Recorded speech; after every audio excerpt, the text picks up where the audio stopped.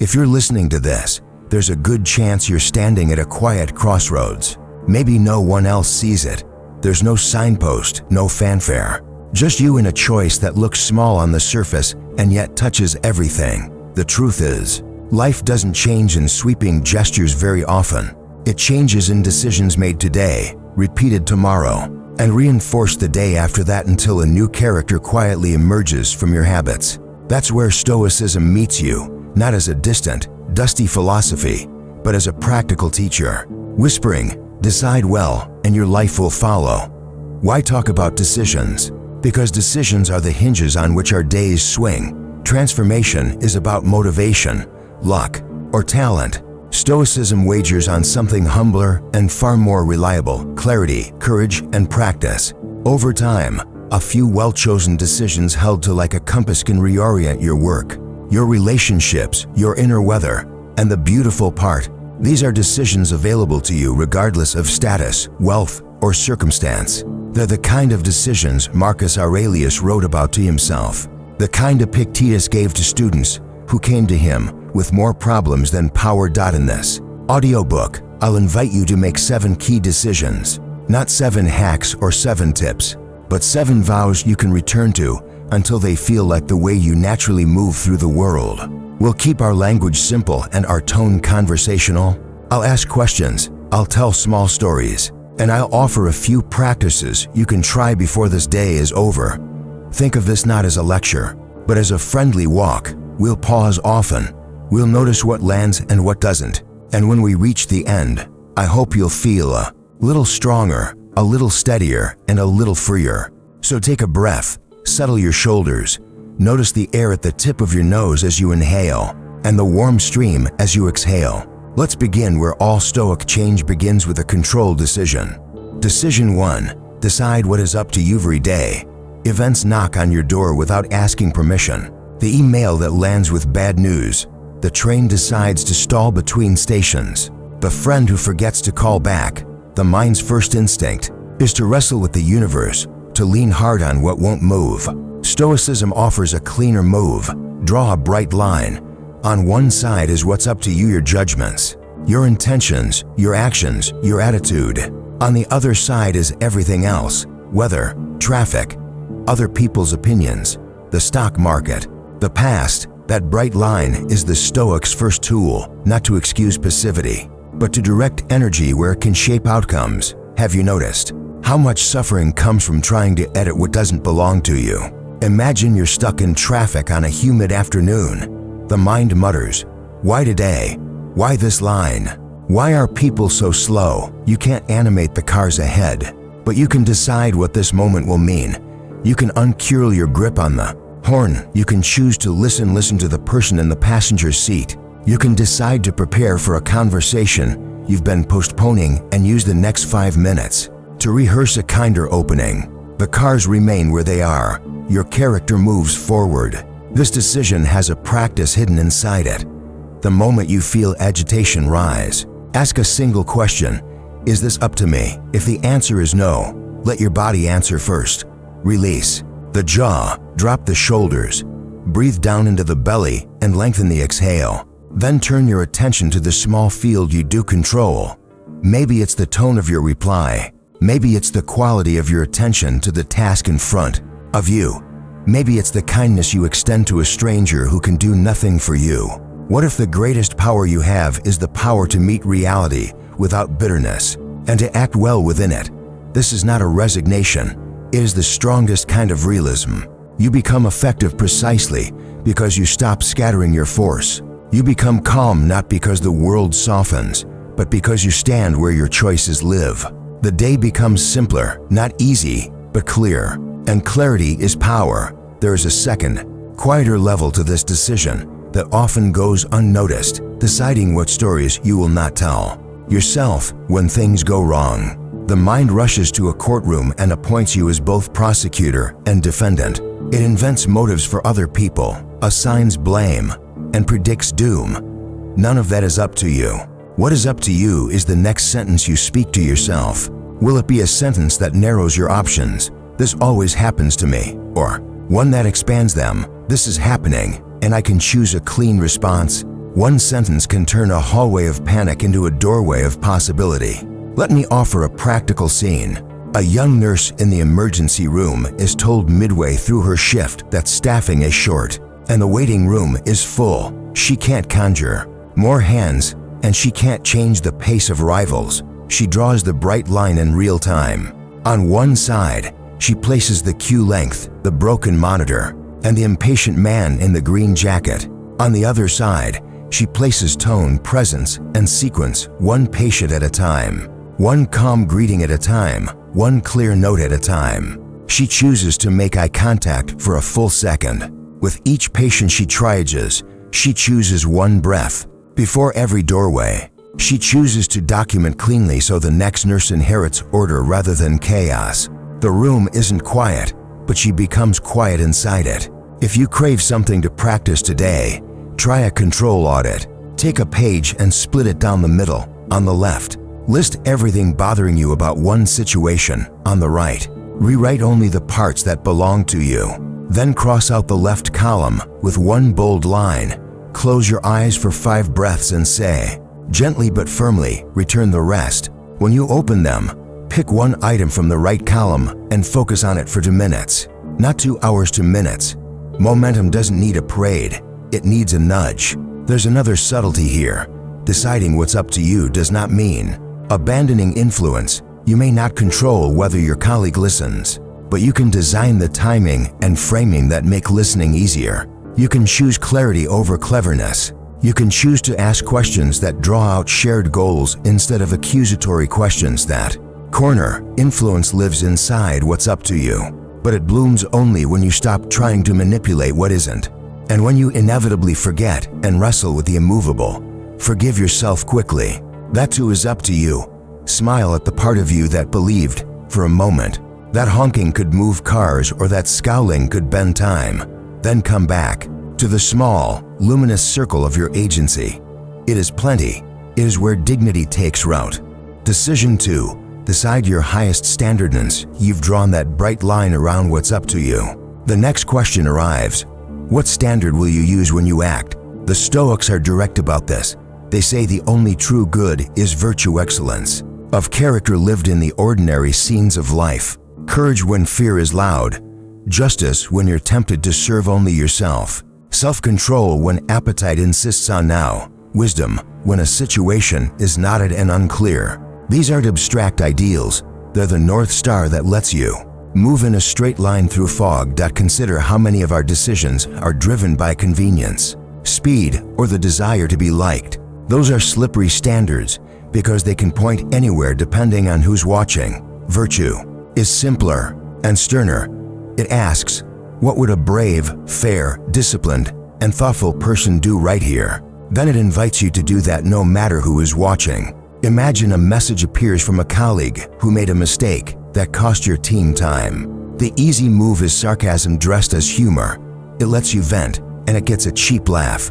But what does your highest standard ask? Courage asks you to speak to them directly rather than triangulating through gossip. Justice asks for fairness. Have you ever made a similar mistake and been forgiven? Self-control asks you to skip the performative outrage. Wisdom asks you to separate the person from the error and to offer a path to repair. When you choose by this standard, you not only help the situation, you also shape yourself into someone you can respect in the mirror. To live by a high standard doesn't mean you'll never miss it. You will, everyone does. The Stoics were patient with themselves, but not indulgent. When you miss, you note it without drama, you make amends, and you try again. Dignity grows from this repetition, and slowly, people begin to trust that your word means something, that your presence steadies a room, that you are anchored to more than mood. What would change in your life if starting today you decided that your character is the one thing you will not bargain away? Let's make the standard tangible. Imagine drafting a short private charter, the kind of document you could carry in your wallet.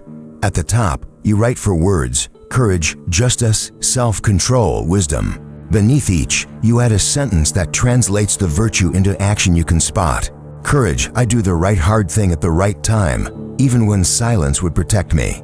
Justice, I treat others as partners in a shared human project. I do not use them. Self-control, I give long-term values a vote in short-term cravings. Wisdom, I slow down enough to see causes, not just symptoms. Read this charter in the morning and sign it with a breath. You're not swearing perfection. You're reminding your nervous system what game you're playing. Consider a story. A contractor finishes a small renovation and discovers the client accidentally overpaid by a modest amount. No one would notice. The week has been expensive and stressful. The easy standard convenience whispers, keep it. You deserve a break. The higher standard asks a cleaner question. Who do you want to be tomorrow? When you look back at today, he transfers the extra money back and sends a short note explaining the mistake. That evening, he sleeps unburdened. The job didn't just improve a kitchen, it improved a person. The world rarely applauds such choices, but your soul does. How do you hold a high standard without becoming rigid or self-righteous? By pairing it with humility, you judge behaviors, including your own, by whether they fit the standard, not by whether they flatter your ego. You keep curiosity alive. What would fairness look like here if I were in their shoes? You develop the reflex of repair. When you step outside your standard, you step back in with apology and action, not with performance or self-flagellation. The standard is a compass, not a club. Try this in relationships. Suppose your teenager breaks a promise and the old reaction rises, sarcasm, control, a lecture rehearsed in the car. Courage asks for a calm, direct conversation, not a dramatic one. Justice asks you to preserve their dignity while naming the breach. Self-control asks you to avoid global judgments. You always and to stick to the event. Wisdom asks you to co-design a better system rather than simply demand a better mood. High standards, when lived with warmth, create safety. People know where they stand and who you are. And in work, let your standard upgrade your craft. If you write code, your standard might be a quiet insistence on clarity, functions that read like sentences, comments that teach, tests that fail loudly when they should. If you teach, your standard might be preparation that makes room for real listening in the classroom. Whatever your field, your standard will often cost you a little speed and buy you a great deal of trust. Speed fades, trust compounds. Decision 3. Decide to rehearse adversity. Most people prepare for the best case scenario and panic when the worst knocks. Stoics reverse this. They rehearse difficulty in advance, lightly and often, so that when life tilts, the inner furniture doesn't crash. The practice even has a name, premeditatio malorum, foreseeing troubles. Not to become cynical, but to become skillful. Picture a morning routine that includes a minute of honest foresight. You close your eyes and ask, what might go wrong today? A meeting could run over. A client might cancel. A friend might be distant. The train could be late. Your back might ache. As the images appear, you don't catastrophize and you don't argue. You simply see them and ask, how will I meet this well if the meeting runs over? You'll adjust with grace and protect your most important tasks. If a client cancels, you'll use the slot to strengthen a system that's been loose. If a friend is distant, you'll extend care without clinging. The train, you'll read a page you've kept open for weeks. The backache, you'll stand, breathe, and treat pain as a teacher rather than as an enemy. By imagining difficulty calmly, you build a second nature. The first time a bike skids, a beginner's body seizes. The seasoned rider's body lowers, eyes up, hands loose. The road is the same. The difference is rehearsal. When you decide to practice adversity in your mind and sometimes in your body through small voluntary challenges, you reduce the fear of surprise. You become a person who is not easily startled by the ordinary storms of being human. Try a physical rehearsal as well. Once a week, choose a simple discomfort on purpose. Take a brisk walk in the morning air without checking your phone. Skip the elevator and take the stairs with deliberate breath. Leave the jacket at home on a mild day and feel the air. Eat a simple meal with gratitude instead of a heavy one out of habit. If you can choose discomfort in small, sane doses, you'll be much freer when discomfort chooses you in larger, unplanned ways. The Stoic isn't looking for pain. The Stoic is looking for freedom from the fear of pain. To rehearse adversity is to refuse the superstition that thinking about trouble invites it. You are not summoning storms, you are building shelter. The rehearsal is gentle, realistic, and specific. Not everything might collapse, but tomorrow's pitch might be met with silence, and I can ask a question rather than ramble. Not I could lose my job, but if the project gets cut, I will have 3 calls lined up by Friday and a plan to learn one high-leverage skill this month. You are teaching your mind to be bilingual, to speak both hope and preparation. A musician I know performs in small venues where the equipment is moody. Before each show, she imagines a soundboard failure in the first song. In her mind, she smiles, signals the band to keep time, and invites the audience to sing the chorus while the crew works. She even practices the exact sentence she'll say, light, grateful, unashamed, the night it happens. People leave saying it was the most human, joyful moment of the tour. That is the fruit of rehearsal, not a rigid script, but a supple presence. Yusuf then plans to translate rehearsal into action. If the meeting derails with side conversations, then I'll gently name it and propose a parking lot for new topics. If my flight is delayed, then I'll write the first paragraph of the proposal in the Notes app and stretch my hips. If the conversation gets heated, then I'll ask, can we slow down so I can understand what matters most to you here?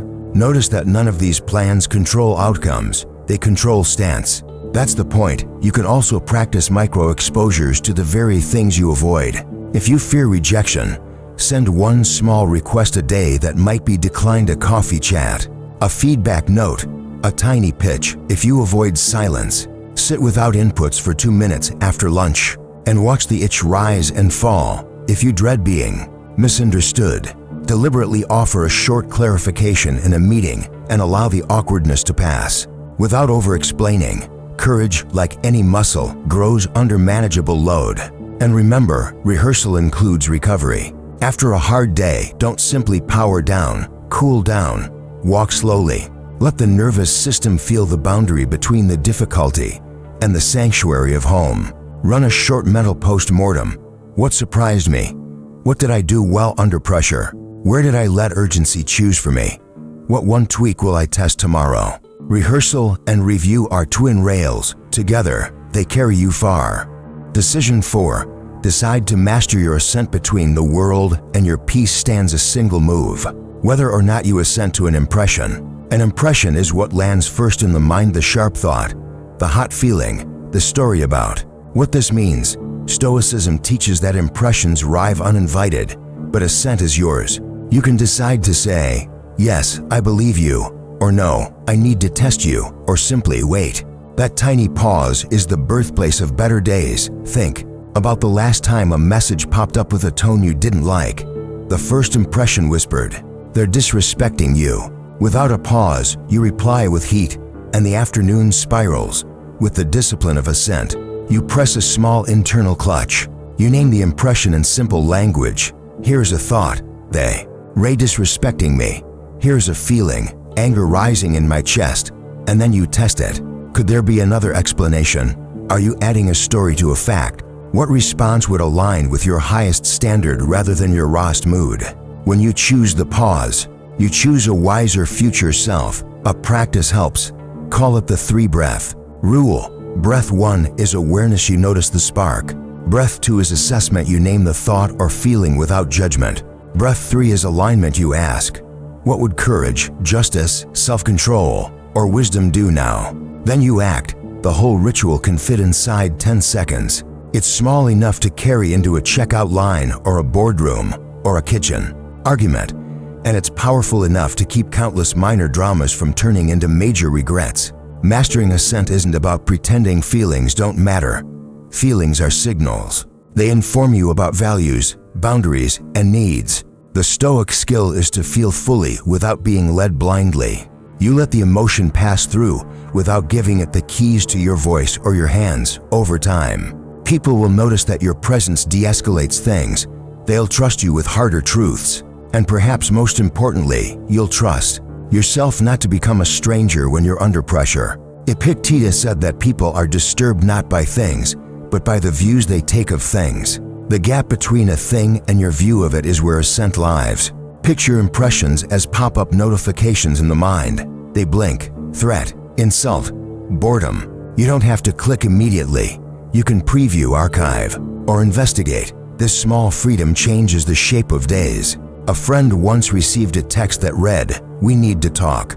The mind did what minds do. It sprinted into a dark forest of stories. Job, relationship, health. He felt adrenaline and the urge to respond with anxious humor. Instead, he practiced the 3-breath rule. On the 3rd breath, he typed, "Happy." 2. What's the topic and when work? The reply came back, "Vacation plans." In 20 seconds, he prevented 2 hours of needless stress and the debris that stress tends to scatter. To master Assent, train to complementary moves, labeling, and testing. Labeling is simple naming. Here is anger, heat in the face, tightness in the jaw. Here is envy, a story about someone else's good fortune and what it says about me. Naming moves you from being the emotion to observing it. Testing asks whether the thought attached to the feeling is clean. Is it a fact or a forecast? If it's a forecast, how likely is it? And what can you do now regardless? If it's a story about someone's motives, what evidence would you accept that you're wrong? The goal is not paralysis by analysis. It's enough clarity to act in line with your standard. Create friction where haste harms you. Delay sending emails by 2 minutes. You'll cancel more than you expect. Draft your spicy reply in a notes app, not a message window. Distance loosens the fuse when in doubt. Sleep on declarations and act on preparations. You are not suppressing yourself. You are shepherding your influence so it lands where you intend. Sometimes Assent means saying yes to beauty and goodness too. Let admiration in without turning it into comparison. Let gratitude in without hedging it with jokes. Let tenderness in without apologizing for caring. Mastery of Assent isn't only a guard against harm, it's a gate for joy. The more skillfully you choose your yes and your no, the more your life resembles a garden you tend rather than a field you're dragged across. Decision 5. Decide to live by rhythm, not mood. There's a famous line that discipline is freedom. The Stoics would nod and add, rhythm is mercy. We are at our worst when we let moods dictate our lives. One day, we're inspired and write 8 pages. The next, we're dull and ghost our commitments. The world becomes a place of weather we can't predict. A Stoic life prefers rhythm, a simple, steady pattern that holds us in shape when moods wobble.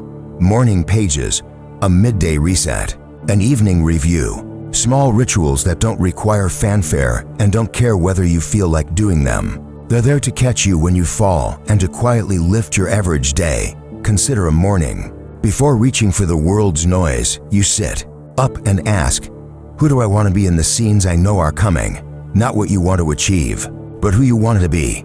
Brave in the meeting, patient in the line, honest in the email, grateful for coffee. You plant a few clear intentions. Then you review your calendar not as a victim, but as an author, blocking a little protected time for your most meaningful work. You keep your phone on airplane mode, long enough to start with depth rather than with scatter. Mood will catch up.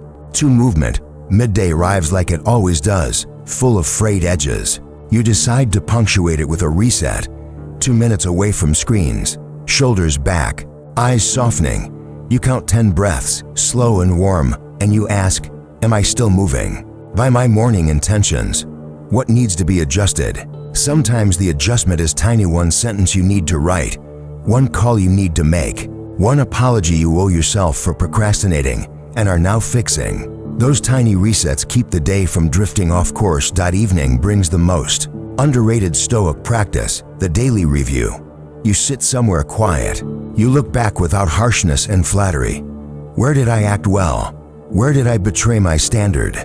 Where do I owe amends? What did I learn? You write a few lines, not for art and not for the future, but for the character who will wake up tomorrow. You forgive what needs forgiving. You plan one small improvement you can make next time. You close the day clean. Then you sleep the sleep of someone who is trying honestly. The next morning, you begin again. Rhythm, not mood. Mercy, not drama. Rhythm is not rigidity, it is choreography. You are designing steps that carry you even when the music changes mid-song. Start by naming one keystone block in your day, a protected 90 minutes. If you can, where your best attention touches your most meaningful work, defend it like you would a medical appointment. Put the phone in another room. Close the door. Begin with a short intention. for the next 90 minutes. I am a person who makes steady progress and does not negotiate with distraction. If 90 is impossible, take 40. If 40 is impossible, take 20. Consistency eats duration for breakfast. Build a small arch of rituals around that block. A prelude might be clearing your desk and drinking a glass of water. A postlude might be a single line in a log: what moved forward, what stalled, what you'll start with tomorrow. These bookends tell your brain, this is the theater of deep work. Now we step onto the stage. Now we step off. The more you repeat them, the less you rely on inspiration, and the more you rely on muscle memory. Include humane margins in your schedule. Back-to-back commitments teach you to live breathless and brittle. The Stoic does not glorify burnout. The Stoic glorifies steadiness. Leave white space for interruptions and recovery, or life will carve it out for you with a dull blade. Use the white space to walk, to look at the sky, to send a kind message you've been thinking about, to stretch the stiffness out of your shoulders. At night, create a clean landing. Dim the lights. Put the phone to bed before you put yourself to bed. Choose one nourishing sentence to read, something that makes you a touch kinder or braver. Write a 3-line review. One thing you did that aligned with your standard.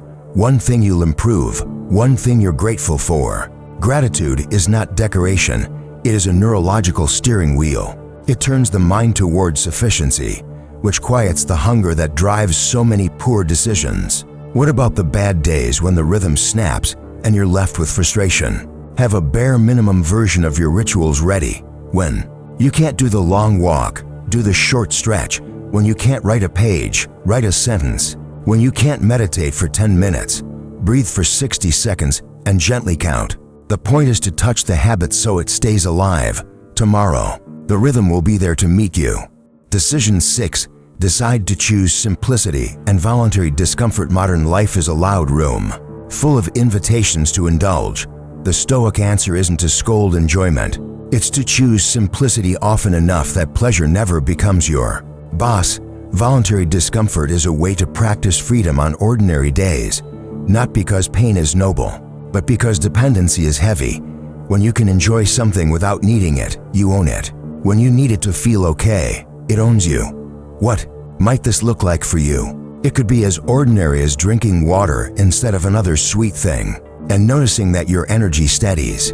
It could be leaving your phone in another room during dinner, and discovering that the people in front of you have sharper colors. It could be wearing the same simple outfit for an entire week of work to remind yourself that your value doesn't live in fabric. It could be spending a quiet weekend without buying anything you don't need and letting your nervous system unclench from the constant hum of wanting. There's also a way to train your courage through small, controlled challenges. A cold finish to the shower to remind you that you can meet discomfort and breathe. A long walk when the mind begs for a ride, so you train patience and see your neighborhood with new eyes. A tough conversation sooner, not later, because avoidance always compounds interest. None of this is grand. That's the point. The grand gestures are easy to talk about and hard to repeat. The small choices are easy to repeat and, over time, hard to resist in their impact. Simplicity makes a deeper gift possible: attention. When your life is less cluttered with cravings and noise, you can see people again. You can taste your food. You can feel the breeze sneaking through a window crack. You develop a quiet confidence that you can be okay with very little. And when abundance does come, and I hope it does, you can enjoy it without clutching it, because you know who you are without it. Simplicity is a form of wealth that does not depend on markets. When your requirements are light, your freedom is heavy. Begin with your inputs. Choose one day a week to be a small Sabbath from stimulation. And no news feeds, no scrolling, no algorithmic tug of war. Walk without earbuds. Cook something simple. Let your attention taper from frantic to full. Notice the tastes and textures that hurry usually flatten. Design friction against the habits that own you. Put the sweets on the top shelf behind the SOUP pot. Remove social apps from your phone and use them only on a computer. Set your coffee maker to require 2 steps so morning you have time to ask, do I want this because I'm tired or because I'm avoiding a feeling? Friction is not punishment. It is a compassionate speed bump. Practice money simplicity. 2. For one weekend, spend nothing beyond the basics and watch what surfaces. Boredom, restlessness, a creative idea that costs only attention, many desires, melt when they're not fed on schedule.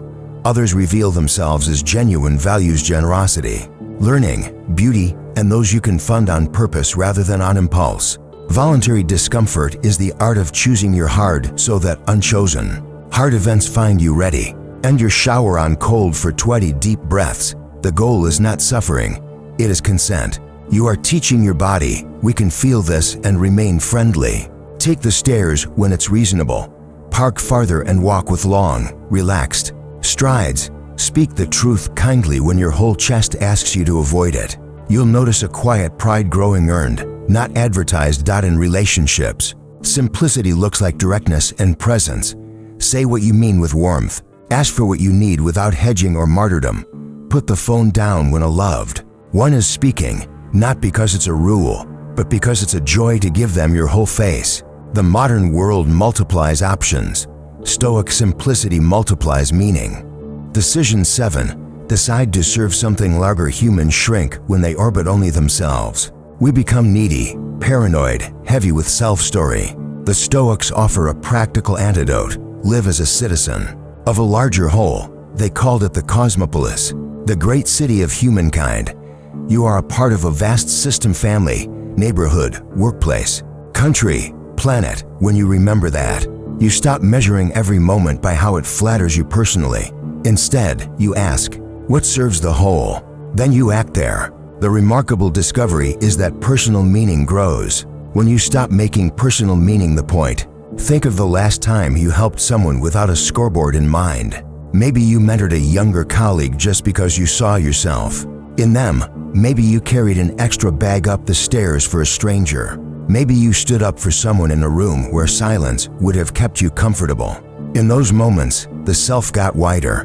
Your problems didn't disappear, but they found their real size. That's what service does. It right-sizes your life while making it larger.